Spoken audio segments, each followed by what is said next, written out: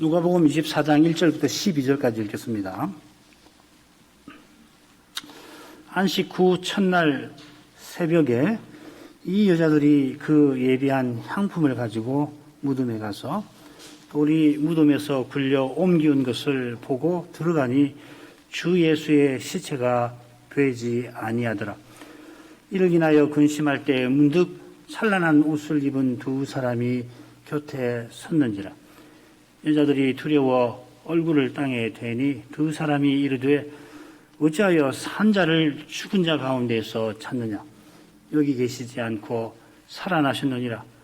갈릴리에 계실 때 너희에게 어떻게 말씀하신 것을 기억하라. 이르시기를 인자가 죄인의 손에 넘기워 십자가에 못 박히고 제3일에 다시 살아나야 하리라 하셨느니라 한데, 저희가 예수의 말씀을 기억하고 무덤에서 돌아가 이 모든 것을 11 사도와 모든 다른 이에게 고하니, 이 여자들은 막달라 마리아와 요한나와 야곱의 모친 마리아라.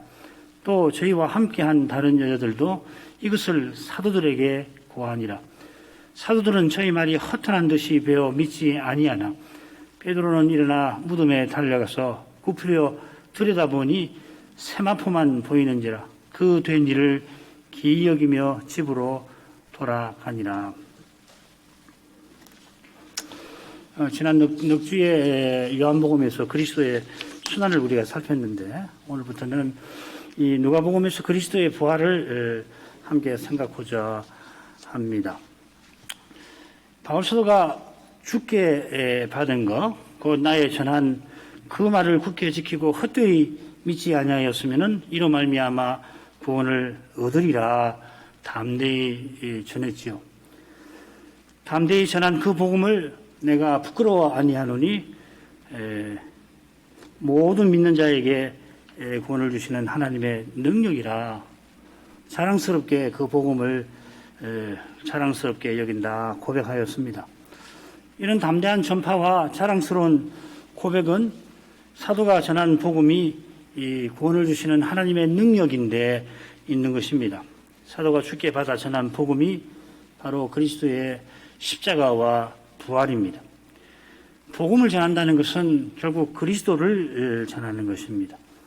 그리스도를 전할 때 그리스도께서 자기를 그 영광을 드러내시는 것이죠. 부활하신 그리스도께서 우리를 위하여 십자가를 지신 그 거룩한 사랑을 특별히 드러내십니다. 이 거룩한 사랑에 교회와 신자의 구원, 소망이 있는 것입니다. 교회가 당면한 문제의 해답이 부활하신 그리스도께 있고 그분이 우리의 영광스러운 미래이십니다. 바로 여기에 교회가 그리스도의 몸과 지체라 고백하는 고백의 실질이 있습니다. 그 실질이 바로 그리스도 안에 그리스도와 함께입니다. 복음을 전하고 받는 교회가 그리스도와 함께하고 또 서로 함께하는 것입니다. 성도의 교제가 여기 있는 것이죠. 누가가 말씀의 목격자들에게서 사도를 가리키는데 그 내력을 듣고 그 모든 일의 근원부터 자세히 살펴서 우리 중에 이루어진 사실로서 부활을 24장에 기록해 놓았습니다. 필시 누가는 마태나 마가나 요한 그리고 고린도 전서에 기록된 부활의 사실들을 잘 알았을 텐데 독특하게 주님의 부활을 써나가고 있습니다. 그 내용을 크게 넷으로 나누어 볼 수 있을 것 같아요. 오늘 읽은 부분이 첫째 부분입니다. 안식 후 첫날에 여인들이 천사의 증언을 듣고서 11 사도들에게 알렸다 하는 거고요. 그 다음 13절부터 35절까지가 엠마오로 가는 두 제자에게 예수님이 나타나셔서 고난과 부활을 증언하시고 특별히 함께 식사하신 내용이 나옵니다. 그들이 이제 예루살렘으로 다시 돌아가서 제자들에게 알리지요. 그때 주님이 나타나셔서 역시 이 주님의 고난, 부활, 특별히 복음 전파에 대해서 증언하시는데 그 내용이 36절부터 49절까지고 그 다음에 50절부터 53절까지는 주님이 축복하시며 승천하셨다 하는 내용으로 끝납니다. 처음 세 단락에 보면은 주님의 고난과 부활에 관한 말씀이 4번 나옵니다. 그 중에 두 번째 엠마오로 가는 두 제자의 말은 그리스도의 십자가와 부활에 관한 이야기지만은 증언답지 못합니다. 그들이 주님들어 홀로 알지 못하느뇨 하며 주님의 십자가와 부활에 관해서 말하지만 저희 눈이 가려워져서 예수님인 줄을 알지 못하던 상태였습니다. 주님께서 성경을 들어서 증언하시니까 비로소 그들의 마음이 뜨거워졌고 떡을 떼어 주실 그때에야 저희 눈이 밝아져서 예수신 줄 알아보았습니다. 그처럼 예수님께서 11 제자에게도 먹을 것을 달라 하시고 생선을 조금 드시고 성경을 들어 증언하셨습니다. 부활의 새벽에 천사들도 주님께서 갈릴리에 계실 때에 너에게 어떻게 말씀하신 것을 기억하라 하고서 빈 무덤을 보면서 어찌할지 모르는 여인들에게 증언합니다. 이런 내용들은 구약에서 예언한 그리스도의 십자가와 부활을 사도들이 예루살렘으로부터 시작해서 모든 족속에게 전파할 일들과 붙어 있습니다. 바로 그 일을 위해서 주님께서 승천하시고 또 축복하시며 승천하셨지요.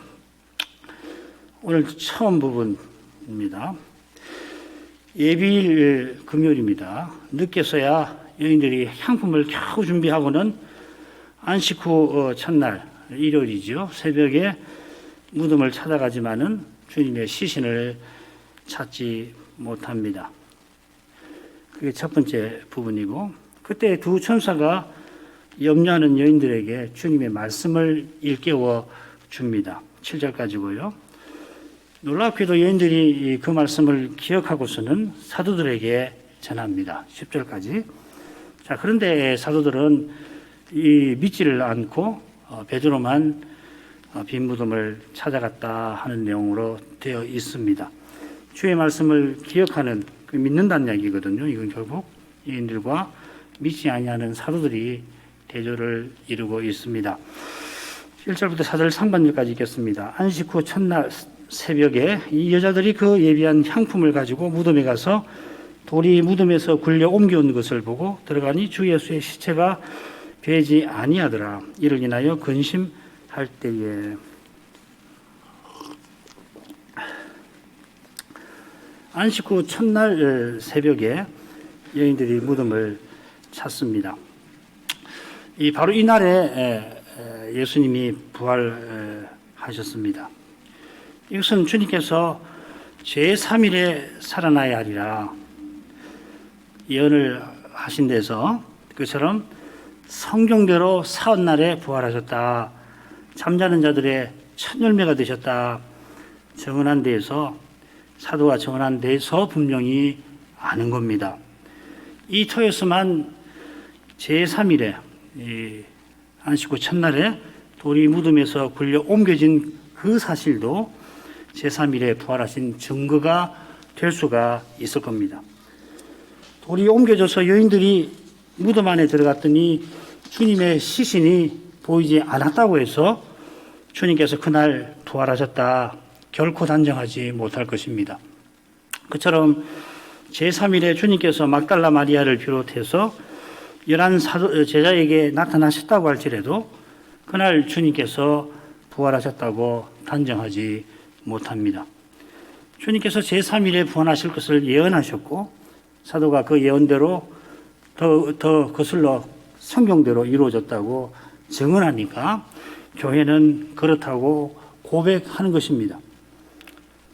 그래서 바울 사도가 성경대로 부활하셨다 하고서 주님께서 게바 12제자 500여 형제 야고보 모든 사도 그리고 맨 나중에 만삭되지 못하여 난 자기에게 보이셨다 덧붙입니다. 성경대로 부활하셨던 것처럼 주님께서 보이신 계시를 강조합니다. 현대 학문이 자랑하는 사실 자체는 신화입니다. 하나님께서 창조하셨고 죄인을 구원하시는 이것이 참된 사실입니다. 이 창조와 구원을 전하는 말씀의 거룩한 빛 가운데 있어만 우리가 보아야 할 것을 보고 사실을 제대로 안다 이 말이죠. 그리고 보고서 반드시 그리스도를 의지합니다. 보아야 할 것이 무엇보다 죄와 죽음이라는 것이고 그걸 제대로 보았으면은 그리스도의 은혜와 하나님의 사랑을 바라볼 것입니다. 그리스도의 은혜를 바라보는 교회와 신자는 남의 죄에서도 자기 죄를 이미 봅니다. 자기 죄로 말미암아 그리스도께서 십자가 지신 것을 늘 고백합니다. 매일 고백합니다. 그처럼 성경대로 부활하셨다고 고백하는 교회와 신자는 하나님 말씀을 놓자 기꺼이 고난받아 주님의 부활을 입증하며 살아갑니다. 부활하신 주님께서 십자가를 지셨고 십자가 지신 주님께서 부활하셨습니다. 성경을 펴놓지만은 정작 말씀이 들리지 않아 슬퍼하는 그 사람이 말씀을 좇는 길에서 기꺼이 고난받게 될 것입니다. 그 길에서 주님의 십자가와 부활에 관한 교리가 생동합니다. 달리는 죽은 교리가 되고 말 것입니다. 죽음과 죄의 권세를 이기지 못하는 교리적 지식은 오히려 교만하게 만들기 쉽습니다. 남의 죄를 찾는 데서 기막힌 재주를 그 지식은 부릴 것입니다. 자기 부인을 말하지만은 실은 자기 영광을 내세울 것입니다. 여인들이 예비일이 마치기 직전에 서둘러서 향품과 향유를 예비하고 계명을 조차 안식일에 쉬었습니다. 여러분 갖고 계시는 한글 성경도 단락을 거기서부터 단락을 시작하는지 모르겠습니다. 제가 갖고 있는 지금 이 강대상에 있는 그 성경은 거기서부터 부활을 시작합니다. 대제사장들과 바리새인들이 안식일을 예배하겠다며 3시간 전에 주님의 뼈를 꺾어달라고 빌라도에게 부탁했습니다마는 정작 안식일이 되자 그들은 쉬질 않고 빌라도를 찾아가서 무덤을 사흘까지 굳게 지키게 하소서 부탁을 합니다. 빌라도가 부탁을 들어주지 않자 그 로마 군대로 지켜달라는 거죠. 그러니까 저희가 파수꾼과 함께 가서 돌을 임봉하고 무덤을 굳게 합니다. 이런 점에서 여인들이 계명을 조차 안식일에 쉰 일은 작은 일이 아닙니다. 이 여인들도 틀림없이 누가 그 무덤에 무거운 돌을 굴려줄 것인가 마음에 염려가 가득했습니다마는 그래도 하늘아버지께서 그들더러 쉬게 하셨습니다. 이는 그리스도께서 십자가를 지신 덕분입니다. 주의 뜻대로 염려한 이들은 이런 신비한 쉼을 맛본 경험이 틀림없이 있을 겁니다. 참된 쉼은 하늘에서 내려오는 것이고 그리스도의 십자가와 부활 덕분인 것입니다. 안식 후 첫날 새벽에 여인들이 무덤에 갑니다. 주님의 시신에 향품을 바르려고 합니다면은 하면서 무덤 입구를 막은 돌 때문에 염려가 컸습니다. 염려한 돌이 굴려 옮겨져 있습니다마는 무덤에 들어가 보니 염려하지 않았던 문제가 벌어져 있습니다. 틀림없이 거기 있어야 할 주님의 시체가 보이질 않습니다. 돌이 굴려 옮겨진 것은 보지만은 주님의 몸은 보지 못합니다. 똑같은 낱말로 되어 있습니다. 원문에. 두 사실은 결국 똑같이 그리스도의 부활을 가리킵니다마는 여인들은 부활을 알지 못합니다. 염려하기보다 오히려 크게 기뻐할 그 일을 보고서도 근심에 사로잡힙니다. 인생이 이렇게 유한하고 이렇듯 연약한 것입니다. 지금 여기서는 우리가 보는 것으로 행치 아니하고 믿음으로 행할 것입니다. 고린도서 5장 7절입니다. 이 말씀 앞뒤로 뭐가 나오냐면 담대하여, 내가 담대하다 하는 말이 나옵니다. 믿음으로 행하는 사람은 사도처럼 담대합니다. 사도가 날마다 염려로 짓눌리지만은 이처럼 담대한 것은 그의 믿음에, 그가 믿고 의지하는 주님께 있습니다. 그가 얼마나 담대한가 하면은 차라리 이 몸을 떠나서 주와 함께 거하는 그것을 원한다 할 만큼 담대합니다. 사도처럼 소원하는, 당장 떠나서 주와 함께 있기를 소원하는 사람은 주는 나를 돕는 자신이 내가 무서워하니 하겠노라. 사람이 내게 어찌하리요 합니다. 이 고백이 바로 부활의 신앙인 것입니다. 그리스도가 부활하셨다고 믿는 우리는 이런 고백에 이르러야 할 것입니다. 우리들을 이렇게 살라고 십자가 지신 주님께서 부활하신 것이에요. 주님과 함께 거하기 위하여 기꺼이 이 몸을 떠나려 하는 사람이 떠나든지 거하든지 주를 기쁘시게 하는 자로 살아갈 수가 있을 것입니다. 이 신앙의 핵심인 거라고요. 이걸 풀지 못하면 안 돼요. 결국은 비급해질 수밖에 없어요. 제 유혹에 굴복할 수밖에 없다고요. 죽는 것이 두려워서 굴복할 수밖에 없는 거라고요. 우리는 그런 신앙을 받지 않았습니다. 부활의 신앙을, 그리스도의 부활을 고백한다는 것은 결국 이런 신앙을 갖는 것이에요. 그 다음으로 가겠습니다. 문득 찬란한 옷을 입은 두 사람이 곁에 섰는지라.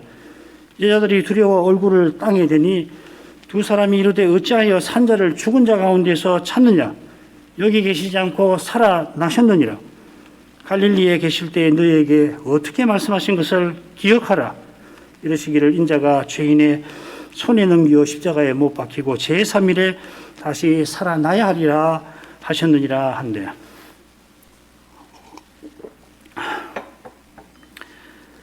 누가 선생이 보라 이렇게 했는데 한글 개혁처럼 문득 이렇게 새겨도 좋을 것 같습니다. 있어야 할 주님의 시신이 없어서 근심에 사로잡혀 있던 여인 곁에 두 사람이 문득 서 있습니다.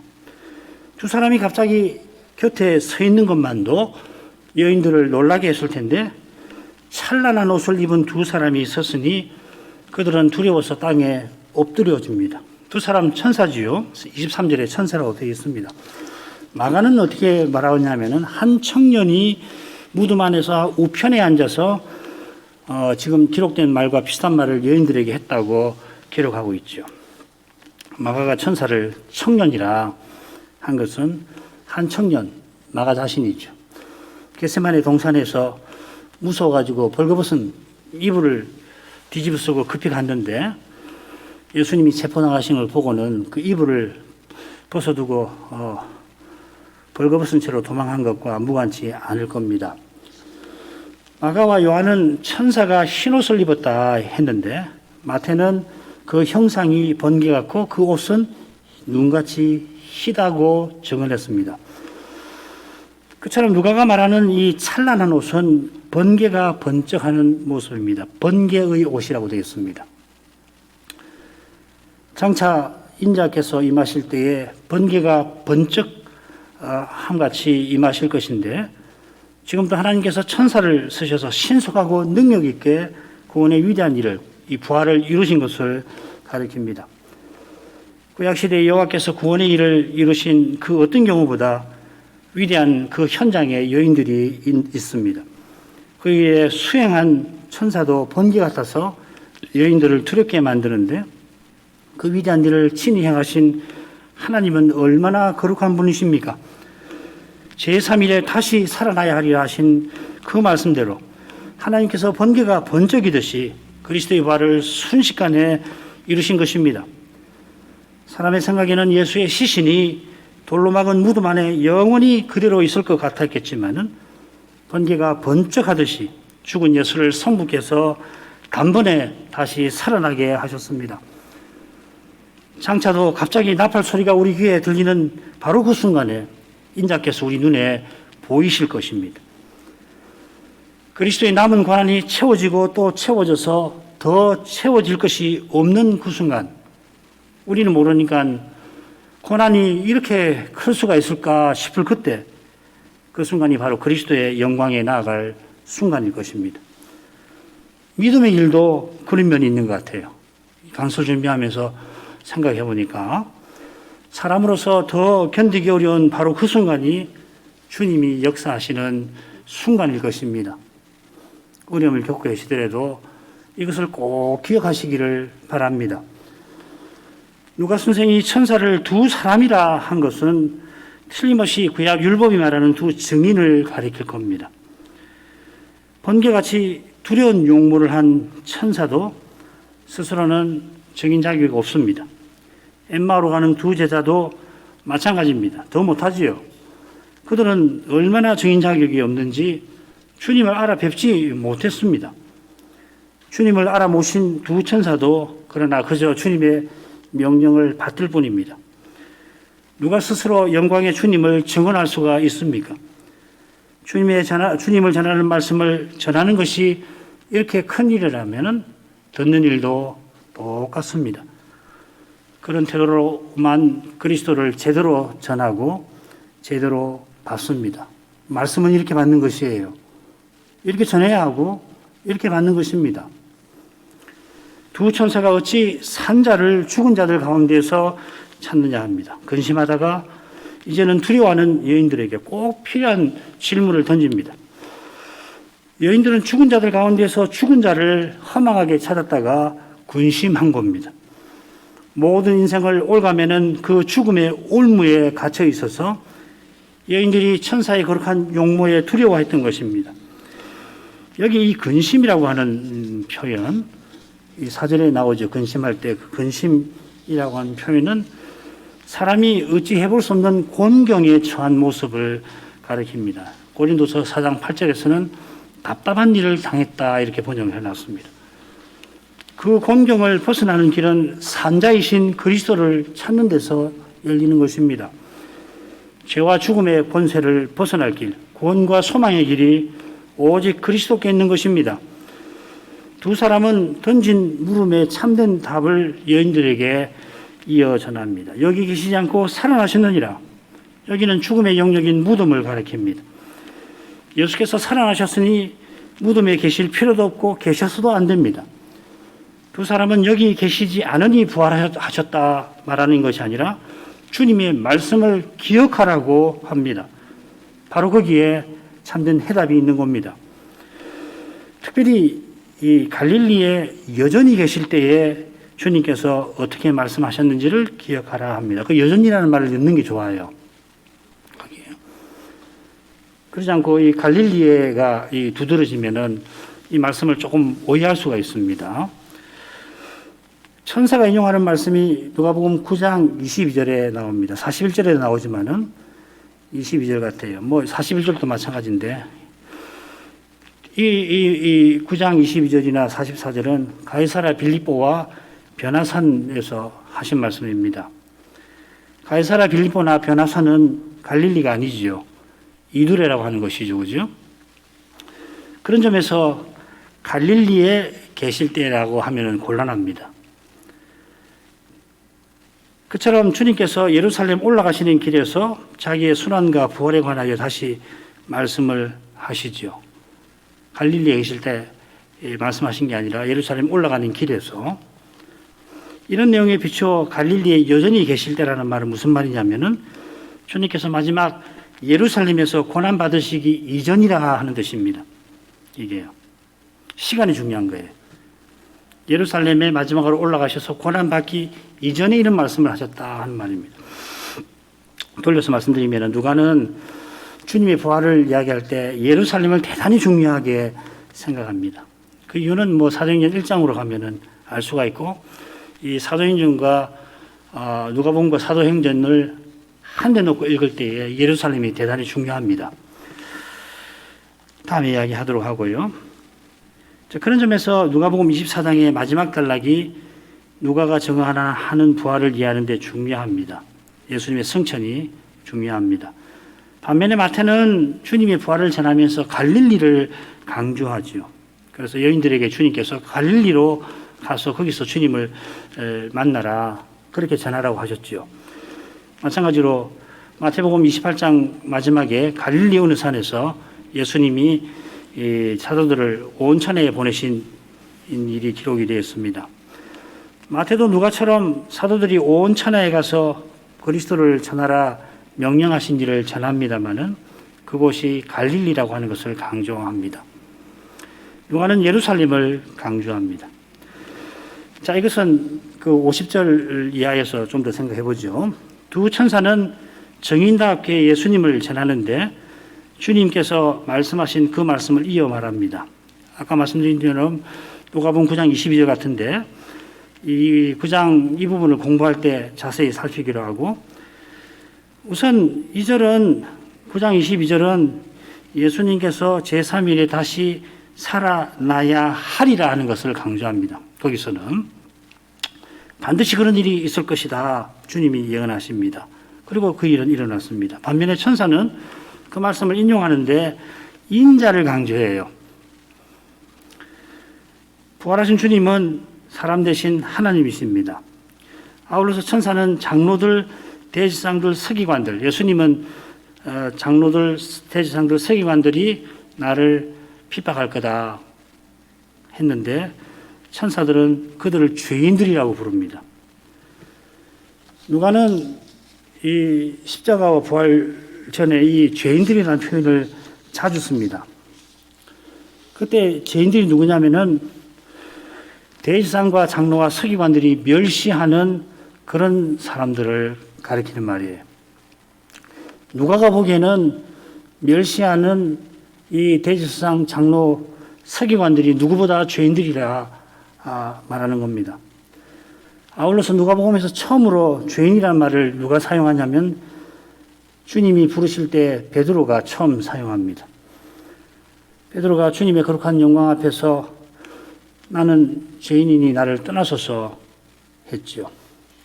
똑같은 심정이 누가복음 18장에 나오는 그 기도에 나오는 세리의 심정일 겁니다. 자기를 죄인이라고 고백하는 이 세리는 의롭다함을 얻었고 스스로 의롭다 여기는 바리새인은 의롭다함을 못 얻을 뿐만 아니고 그들이 메시아를 죽였습니다. 천사가 전한 말씀이 주님의 예언입니다마는 그 예언이 성취된 관점에서 이처럼 더러 강조하면서 천사가 전하는 것입니다.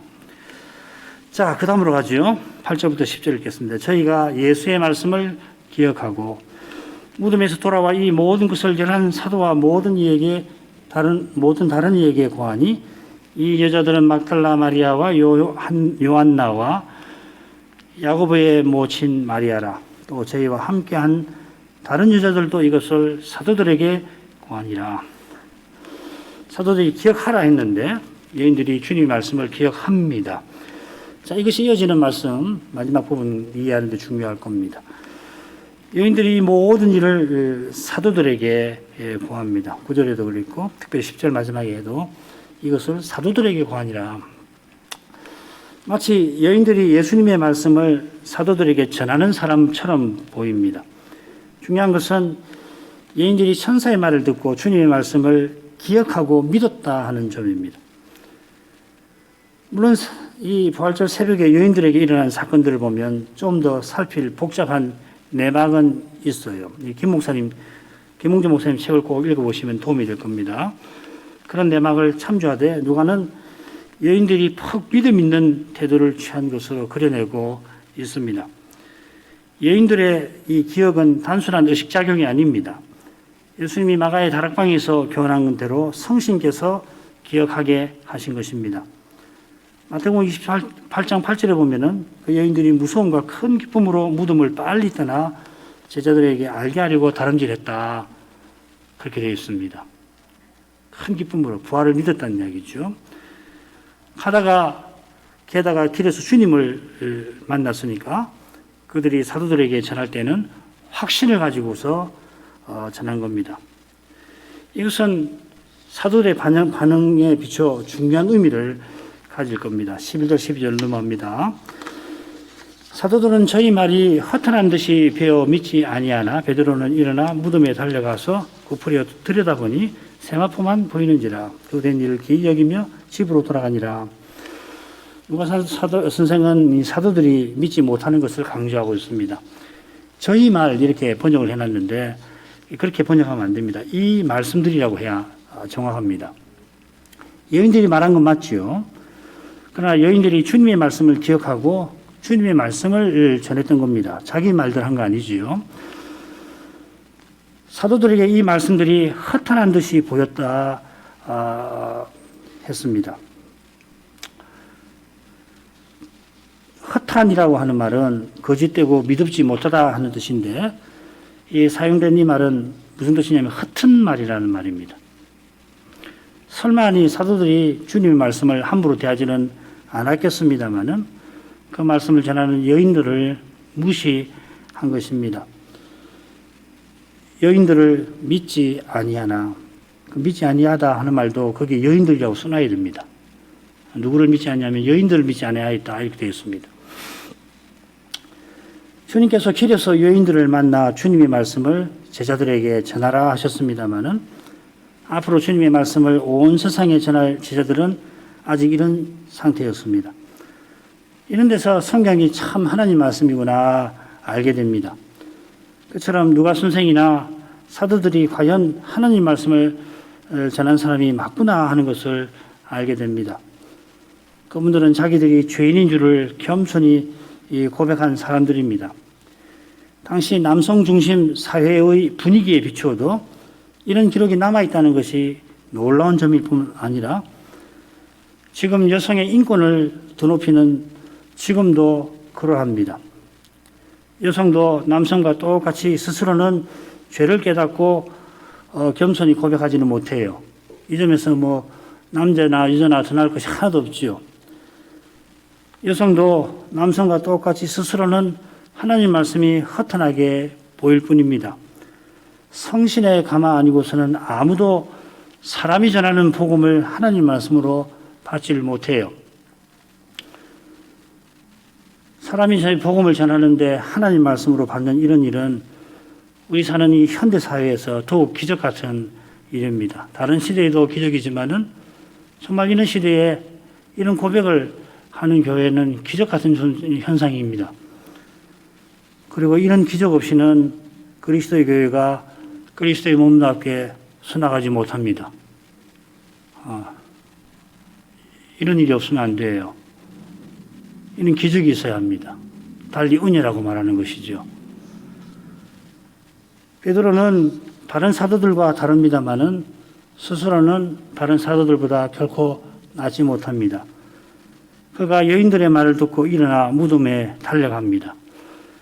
요한복음 20장 장면하고 비슷하지요. 거기 보면은 요한이 함께 갑니다. 베드로가 먼저 무덤에 들어가서 보니까 세마포만 보입니다. 놀랍게도 세마포를 풀어 헤쳐버린 게 아니라 개켜 있습니다. 마치 주님의 몸만, 마치가 아니죠. 주님의 몸만 쏙 빠져나오신 것처럼 주님의 시신을 동동 감쌌던 그대로 세마포가 놓여 있습니다. 이 광경에 베드로가 기이 여기지 않을 수 없습니다. 요한이 증언하는 대로 저희는 성경에 그가 죽은 자 가운데서 다시 살아나야 하리라는 말씀을 아직 알지 못하더라 하였습니다. 기이 여겼을 뿐이지 이 말씀을 기억하지 못합니다. 베드로가 무덤에서 본 온갖 것들이 일제히 주님의 부활을 가리킵니다마는 그래 세마포를 보고 기이 여깁니다마는 스스로는 그리스도를 믿지 못합니다. 심지어 부활하신 그리스도를 눈으로 봐도 못 믿습니다. 누가 선생은 이 점을 무척 강조해요. 누가복음에서 주님은 믿지 못하는 사도들을 믿게 하려고 성경을 풀어 가르치십니다. 주님께서 지금도 그렇게 하십니다. 하늘에 계시니 땅에 있는 우리를 위하여 더욱 그리하시는 것입니다. 이만큼 하죠.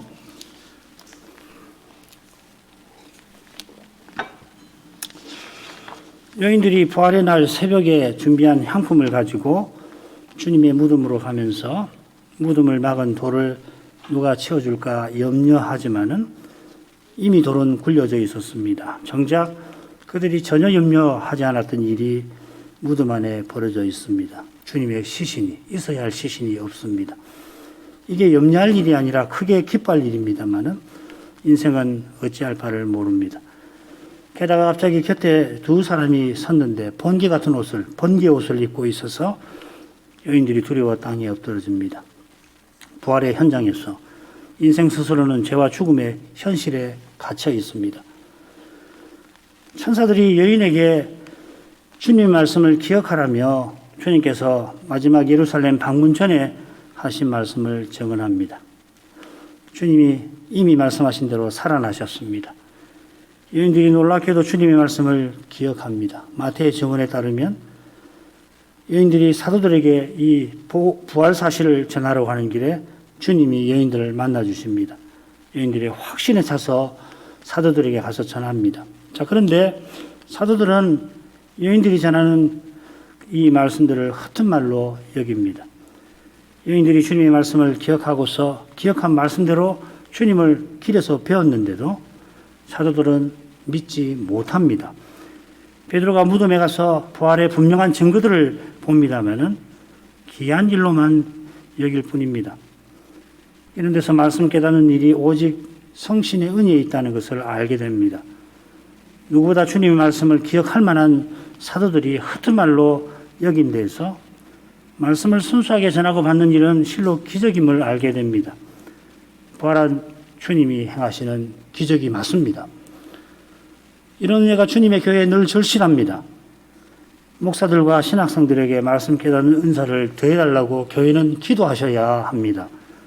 그렇게 간절히 기도하는 교회와 신자들에게 성신의 은혜가 틀림없이 임할 것입니다. 특별히 조사시치만은 양태진, 이상준 씨를 위해서 주님의 은혜를 구하도록 하겠습니다. 기도하겠습니다.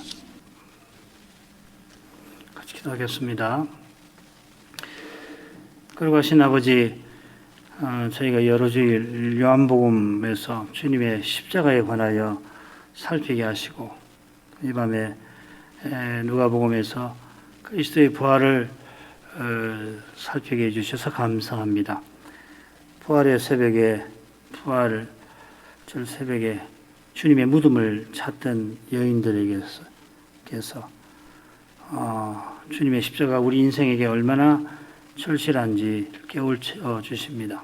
죄의 어둠이 얼마나 깊은지 여인들이 전하는 주님의 말씀을 허튼 말로 여기는 제자들에게서 환히 드러난 것처럼 주님의 십자가가 아니면은 이 두려운 죄의 책임을 벗을 길이 없고 그처럼 죄의 강력한 권세를 이길 힘도 오직 부활하신 주님께 있음을 고백합니다. 여인들이 향품을 준비하고 주님의 무덤을 찾아가는 그 모습에서 우리가 주님을 섬기는 것도 그 자체로는 참 아무 쓸모없는 것임을 생각하게 됩니다. 여인들이 주님을 사랑하여서 그 시신에 향유를 붓고 향품을 발라드리려고 했으며 그 향품과 향유를 준비하려고 예비일 얼마 남지 않은 시간에 그들이 얼마나 마음을 기울였을지 짐작하고 남음이 있지만은 그들이 준비한 그 어떤 것도 부활의 아침에 주님께 아무런 도움이 되지 아니하였습니다. 오히려 그 향품을 발라드리려 하는 이것이 살아나신 주님을 욕되게 하는 것도 되었을 것입니다. 저희 스스로는 이러한 존재인 것을 잊지 않게 하옵소서. 저희가 주님을 섬긴다 하는 섬기는 길이 주님 은혜에 있음을 명심하게 하옵소서. 우리 스스로는 하나님 앞에 아무 쓸데없을 뿐만 아니라 여전히 무가치한 존재인 것을 겸손히 고백하게 하옵소서. 조금이라도 주님께 뭘 스스로 해드릴 수 있을 것처럼 착각하지 않게 하옵소서. 스스로는 드릴 것도 없고 또 드린다 한들 그 자체로는 하나님께 받으실 만한 것이 전혀 되지를 못합니다.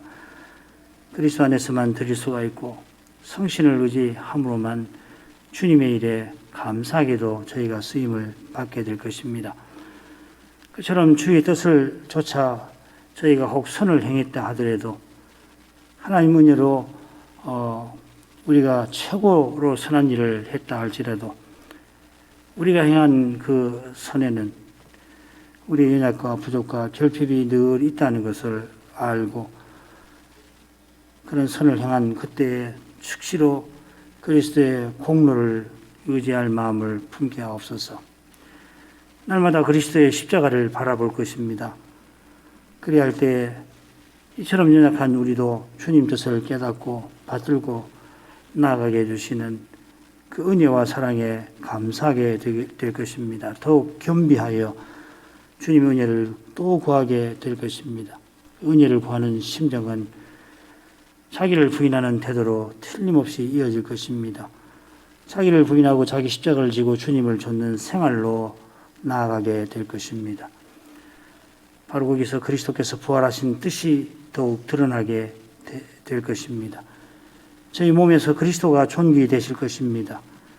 그리스도를 존귀하게 모시는 이것이 하나님이 기뻐하시는 선한 일인 줄 압니다. 과연 지금 여기서 그것이 참으로 선한 일입니다. 날마다 하나님이 온갖 주시는 선한 것으로서 저희가 이처럼 참으로 선한 것을 내놓게 하옵소서. 십자가 지신 주님처럼 저희가 선으로 악을 갚게 하옵소서. 선을 악으로 갚는 이 악한 세상에서 악을 선으로 갚는 길은 실로 고단합니다. 실은 그런 세상에서 주님의 뜻을 받들려고 할 때에 연약한 인생이라 그만 시험 당하기가 쉽습니다. 그럴 때마다 우리를 위해 시험 받아주신 주님께서 능히 도우실 것을 잊지 말고 주님을 바라보게 하옵소서. 주님을 바라보는 교회와 신자를 주께서 외면치 아니하십니다. 고난받는 그때에 십자가 지신 주님처럼 참 홀로 있게 되겠지만은 이미 주님께서 거기 함께 해주십니다. 스스로는 견딜 힘이 없지만 주님이 함께 하셔서 놀랍게도 고난을 받게 하셨고 또 견디게 하십니다. 그렇게 그리스도는 살아계심을 드러내십니다. 하나님 영광을 친히 드러내십니다. 이러한 신비를 저희가 맛보게 해 주옵소서. 예수님 이름으로 기도합니다. 아멘.